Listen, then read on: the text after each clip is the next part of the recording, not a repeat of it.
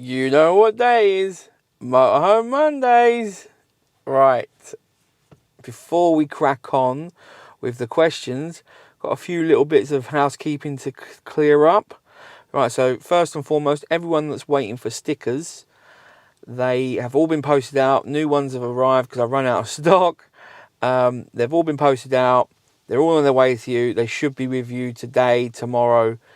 Thank you ever so much for waiting and being patient. Sorry about that. I've stocked up. I'm fully stocked. I've got loads now, so that shouldn't happen again.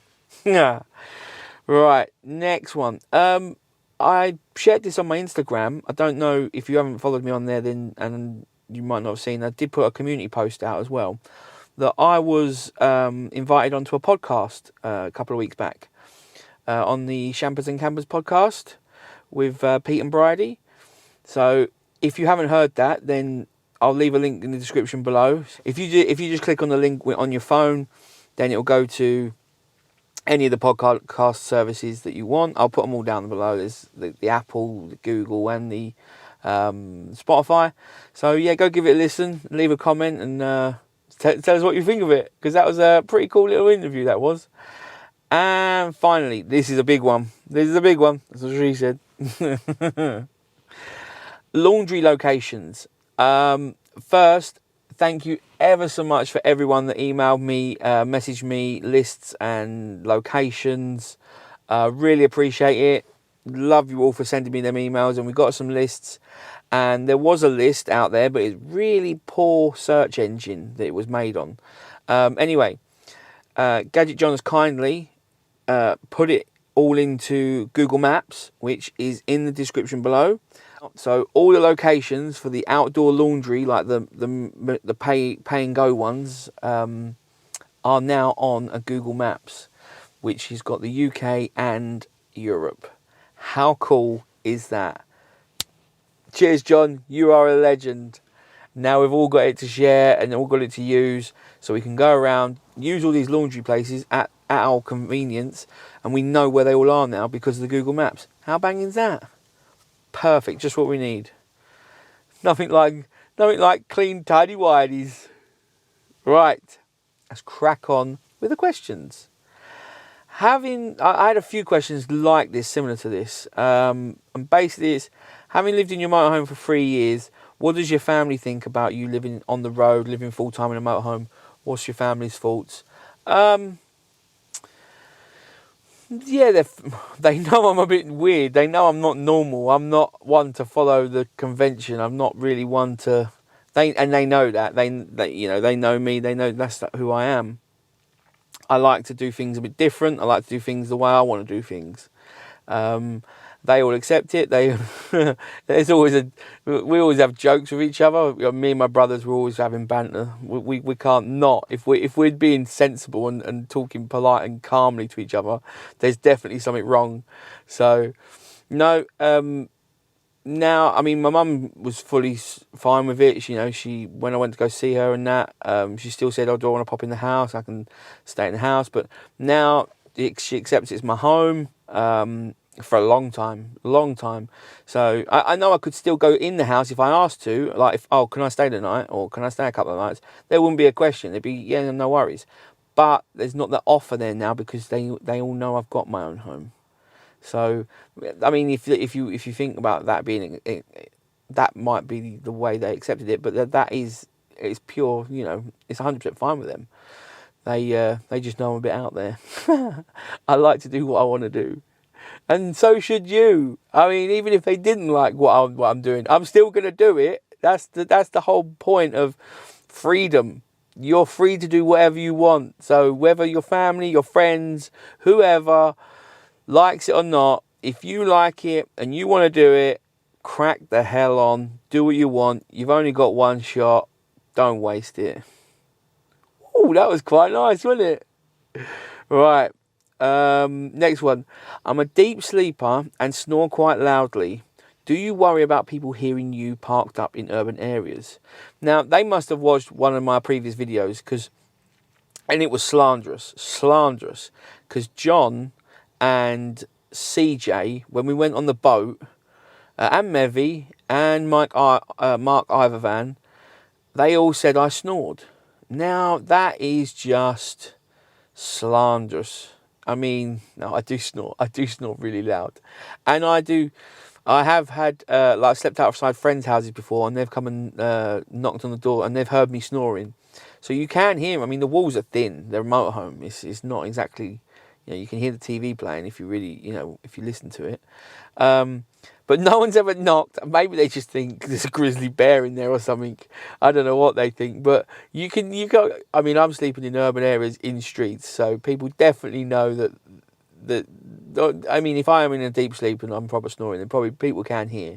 But no one's ever knocked. No one's ever worried. No one's ever said anything. So I wouldn't worry about it. To be fair, I wouldn't worry about it. What is the top speed and cruising speed of your motorhome? Now, well, on the speedo here it says 120 miles an hour. I ain't ever had it anywhere near that. I sit and poodle along around 60. If I really want to overtake, I'll go to 65, but I'm not going much further than that. I don't need to. I drive a lorry for a living, and that sits at 52, so 60 is like flying. And why do you need to go 70? Just chill out, just... I just sit, as long as I'm faster than the lorries, that's fine. And I'm usually sitting in lane 1 anyway. So I'm not out there in lane 3, lane 4 at 60. Like I see some people. That's crazy. But yeah, as long as I'm overtaking lorries, behind them, not holding them up, fine. Next question. Are you currently saving to replace your motorhome? I'm saving. What I do with the savings is... I haven't got a clue yet. Yeah, I mean, I could replace it in a few years' time, but I'll just see what happens, really. Just save your pennies and then make a decision when you need to make a decision. Next question. This was 2 questions, really, by the same person. Some local bylaws don't allow sleeping in a vehicle on the public highway. How do you deal with this? Okay, right, well... Don't allow sleeping on the public highway. That would mean lorry drivers can't take their breaks and can't sleep overnight. So, but they do it. If you were tired, there's big signs on the road with like size 200 font. Don't drive tired. Take a break. So you can get around it that way. If you're going to park somewhere that says no sleeping overnight, no camping, no motorhomes, no all that, then okay, I'm going to try and abide by them. Unless I'm in the middle of absolutely nowhere, then I would ignore it. But if there's no signs, then I'll just close the curtains, go to sleep. No problem. That's what I do. And along with this was in the event you were parked, someone crashed into you while you were parked up sleeping, would your insurance company cover you? Now, touch wood, I've never experienced that. I don't wish to experience that. I don't wish anyone to experience that. But if you was parked, I'm just going to run this through my head, my thoughts. If you was parked legally in a correct place, not on like a corner, a blind bend, a hill, whatever stupid place, red route or anything, and then someone crashed into you, that's their fault. They've crashed into your vehicle. Whether you're in it or not shouldn't really matter. I mean, you could have been in it checking the fridge ready for your trip away in the morning, and then someone crashed into it. Prove otherwise. You could have been in it. I mean, I'm a night driver. I could have been in it doing some, changing some bulbs and that in the night time, because that's when it's my daytime, really. And someone crashed into it. As long as, I'm assuming that the person that's inside this vehicle is all right. But I don't know. We all know insurance companies. We all know they try and wriggle out of anything. But I would say if you were parked correctly and legally, and then they crashed into you, it's their fault. They crashed into you, and you've got most insurance policies these days are fully comp because they charge you ridiculously more for less than fully comp. So you should be covered anyway. So, I mean, I haven't experienced that. If anyone has experienced it, then drop your experience in the comments below. Let us all know, see what happened. Like I say, I haven't experienced that. I don't want to experience that. I don't want any of you to experience that. Next one. What do you listen to whilst driving your truck and your motorhome? I listen to podcasts. I listen to a few podcasts of like local. When I driving, it's my morning, and obviously when I start, so I listen to like podcasts of radio shows that I've missed, like the morning show or something, the morning breakfast shows on radios.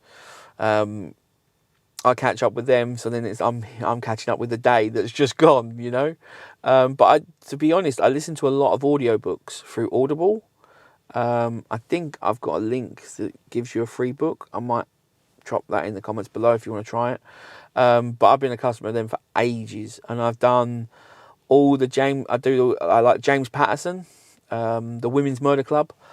They are amazing books. And then I also listen to like biographies and that, and yeah, just anything really, anything just to listen to. And then I do flick between a few radio stations, but I do like actually filling my time with a book, to be fair. So I like driving for long distance, and I like just putting the Audible book on, and then just chill out. You know, why not?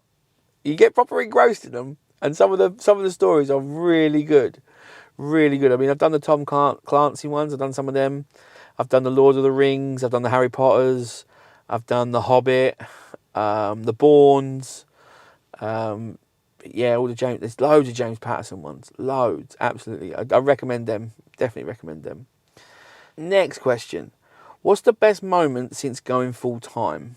Now, I've been thinking about this, and there hasn't been, I don't think, just one moment, because that'd be really, really hard to, nail down.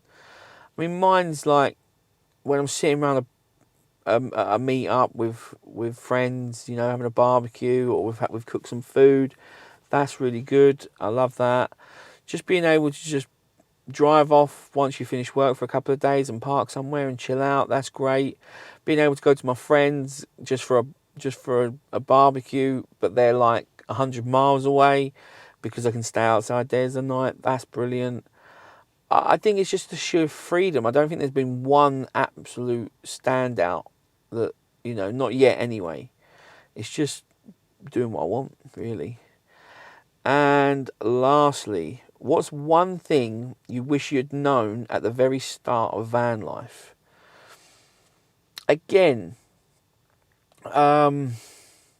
I think, because obviously when you are committing to it, you start thinking, okay, yeah, I'm going to do this. You then start thinking, oh, what about this? Or what about that? Oh, maybe people are going to hear me in the street. Oh, I'm not going to find parking. Oh, where am I going to find water? Oh, I think the biggest thing that I wish I'd known is it's not that hard. It really isn't. Contrary to popular belief of what normal people will say that live in houses, and what the system will say, and what your mind and your imagination says to you, and the little devil on your shoulder, or the little conscience on your shoulder, whatever it is trying to scare you, it isn't that hard. Finding park ups and finding water, finding places to get rid of your waste, and generally living on the road isn't as hard as it's made out to be, or what you think it will be. So I wish I'd known that.